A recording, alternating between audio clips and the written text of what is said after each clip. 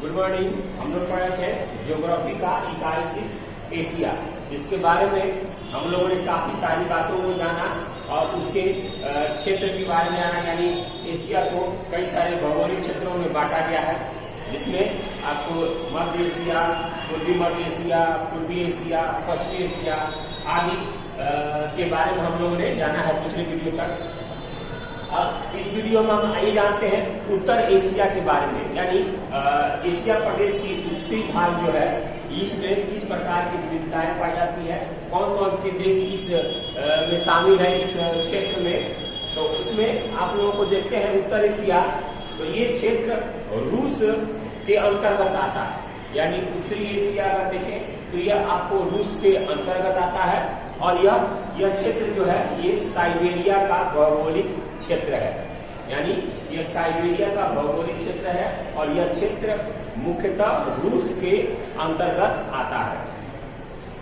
यह पशुचारण यानी पशु को चराने के लिए और आखेटक के रूप में यह 2-3 इसमें जनजाति आपको मिलती है। 2-3 तरह की जनजाति इसमें आपको मिलती है।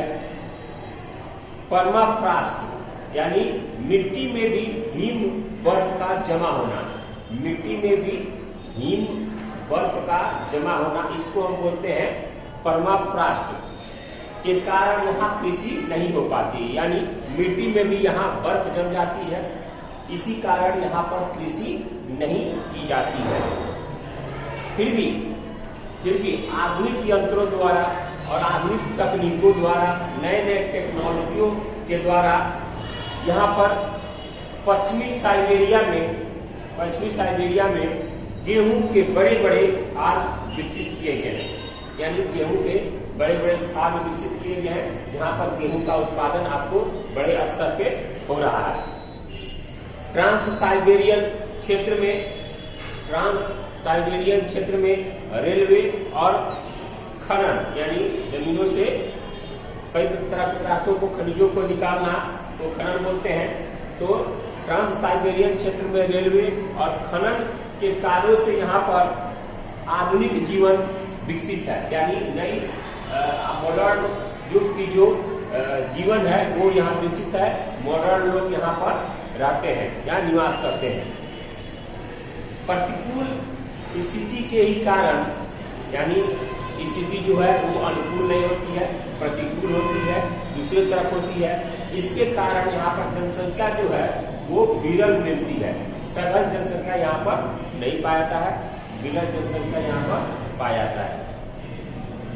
उसके बाद है आपको अगला टॉपिक धार्मिक जीवन, यानी इस क्षेत्र का धार्मिक जीवन की स्थिति क्या है, या पूरे आपको एशिया महादेश की बात बोले तो एशिया महादेश का धार्मिक जीवन कैसा रहा है। तो एशिया महादेश का जो धार्मिक जीवन है वो उसमें धर्म जो है वो व्यापक प्रभावी रहा है, यानी धर्म जो है उसने अपना प्रभाव व्यापक रूप में फैलाया है, जिसमें आपको हिंदू, जैन, बौद्ध, सिख धर्म का उदय भी हुआ तथा इसका विकास भारत में हुआ। ये सारे धर्मों का उदय भी एशिया महादेश में हुआ और मुख्यतः भारत में इन सारे धर्मों का उदय हुआ और विजय हुआ। जापान और चीन में कन्फ्यूशियसवाद, ताओ, शिंतो धर्म का अभ्युदय हुआ, यानी कन्फ्यूशियस के तर्क के कारण, उनके दार्शनिक कारण, उनके दर्शन के कारण वहां ताओ और शिंतो धर्म का उदय हुआ। अन्य धर्मों में भी बहाई भी प्रमुख है, यानी बहाई भी एक धर्म है जो एशिया महादेश में आपको देखने को मिलता है। दिल्ली में बहाई धर्म का एक दर्शनीय लोटस मंदिर भी है। दिल्ली का लोटस मंदिर जो है वो बहाई धर्म के अनुसार आता है। बहाई धर्म के धर्म गुरुओं ने उस लोटस टेम्पल का स्थापना किया, लोटस टेम्पल का निर्माण उन्होंने कराया है। आज विश्व के 30% मुस्लिम, पूरे विश्व के लगभग 30% मुस्लिम आपको एशिया महादेश में रहते हैं, जो भारत, पाकिस्तान, बांग्लादेश, मालदीव यानी इन क्षेत्रों में आपको पूरे विश्व के 30% मुस्लिम आपको इन क्षेत्रों में रहते हैं। उसके बाद विश्व में सबसे अधिक मुसलमानों की आबादी इंडोनेशिया में है, यानी सबसे अधिक मुस्लिमों की आबादी आपको इंडोनेशिया में है। इसके अलावा फिलीपींस, ब्रुनेई, मलेशिया, चीन, रूस में भी बड़ी संख्या में मुस्लिम रहते हैं। इजराइल देश में यहूदी धर्म को मानने वाले लोग हैं। इजराइल जो है उसमें यहूदी धर्म को मानने वाले लोग हैं। उसके बाद प्रसिद्ध वैज्ञानिक अल्बर्ट आइंस्टीन, जिसको जानते हैं अल्बर्ट आइंस्टीन, वो भी एक यहूदी थे, यहूदी परिवार के थे। अफगानिस्तान में बामियान की पहाड़ियों में खुदे बुद्ध की मूर्ति बौद्ध दर्शन की व्यापकता को दर्शाता है। यानी अफगानिस्तान में के बामियान में पहाड़ियों में बौद्ध की मूर्ति वहां पर खुदाई में मिली है, तो ये बौद्ध धर्म को बताता है, बौद्ध धर्म के बारे में जानकारी देता है। एशिया महादेश के विभिन्न क्षेत्रों में अलग अलग त्योहार और पर्व या उत्सव मनाए जाते हैं।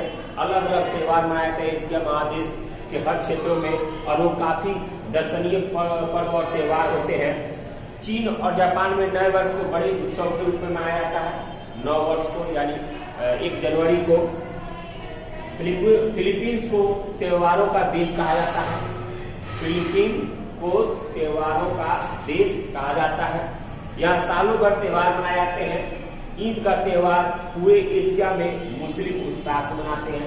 यानी मुस्लिमों की आबादी अगर अधिक है तो ये आपको सबसे अधिक ईद का प्रमुख त्योहार है, और ईद को पूरे एशिया में सारे क्षेत्रों में, एशिया के सभी क्षेत्रों में मुसलमान रहते हैं, इसलिए एशिया के सभी क्षेत्रों में मुसलमान ईद पर्व को बखूबी मनाते हैं और बढ़िया तरह से इस त्योहार को मनाते हैं।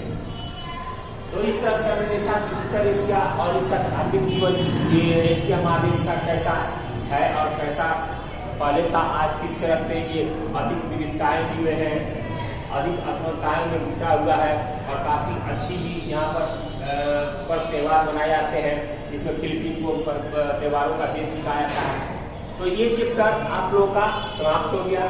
अगले वीडियो में हम इसके प्रश्नोत्तर को देखेंगे, इसके प्रश्नोत्तर को करेंगे। अभी के लिए इतना ही, ये वीडियो समाप्त। अगले वीडियो में हम प्रश्नोत्तर के साथ मिलेंगे। धन्यवाद।